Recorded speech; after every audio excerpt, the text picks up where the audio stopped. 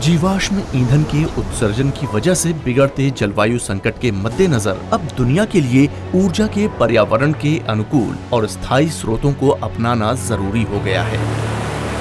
भारत ऊर्जा के नवीकरणीय स्रोतों को अपनाने की दिशा में सबसे आगे है और भारत की बिजली उत्पादन की बढ़ती मांग को पूरा करने के लिए जल विद्युत एक महत्वपूर्ण स्रोत है।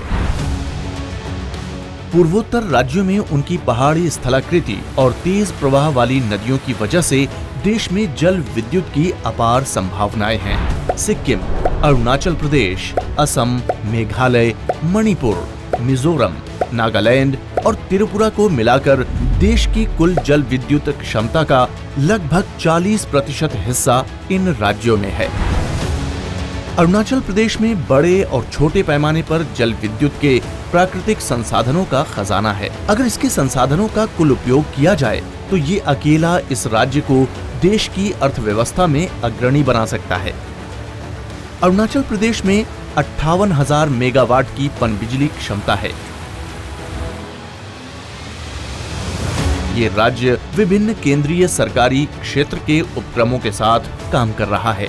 मेगा परियोजनाओं के तहत क्षमता के अलावा राज्य में लघु, छोटे और सूक्ष्म जल विद्युत विकसित करने की अपार संभावनाएं हैं।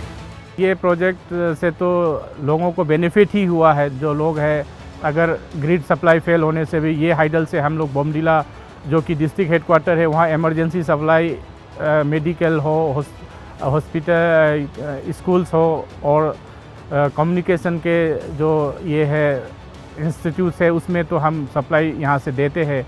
और जो हमारे सामने जो राहुंग विलेज है they are getting 24/7 supply from our hydel station.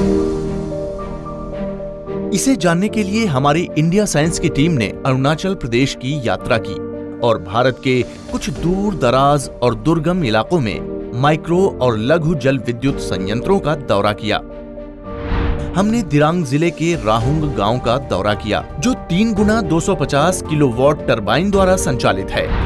हमने रूपा जिले के जिगांव का भी दौरा किया जहां 100 से अधिक परिवारों वाले 2 गांव अपनी बिजली की जरूरतों के लिए माइक्रो हाइड्रो पावर प्लांट पर निर्भर हैं।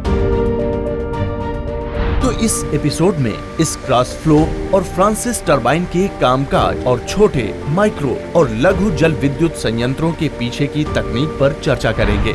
हम golden jubilee border village illumination programme के बारे में भी बात करेंगे जो कि राज्य और केंद्र सरकार की एक संयुक्त पहल है जो क्षेत्र के दूरस्थ हिस्सों को बिजली प्रदान करती है। रिमोट प्लेसेस में अगर माइक्रो हाइडल सब नहीं होते हैं तो वहाँ में जो फैसिलिटीज़, जो लाइट का फैसिलिटीज़ नहीं मिलते हैं, इलेक्ट्रिसिटी का, तो बॉर्डर एरिया का जितना भी आदमी सब होता है, जितना भी जो इनहेबिटेंट्स जो वहाँ के होते हैं, उन लोग माइग्रेट होकर दूसरा प्लेसेस में चला जाते हैं। तो ये देखना है कि हम लोग अगर उन लोग को प्रोवाइड करता है, माइक्रो हाइडल्स सब बना देते हैं, तो अगर लाइट सब मिल जाता है तो उन लोग वहाँ से जो माइग्रेट करके जो जगह छोड़कर जाता है वो सब रुकने का चांसेस होते हैं। इसके अलावा और भी बहुत कुछ देखिए केवल इंडिया साइंस पर।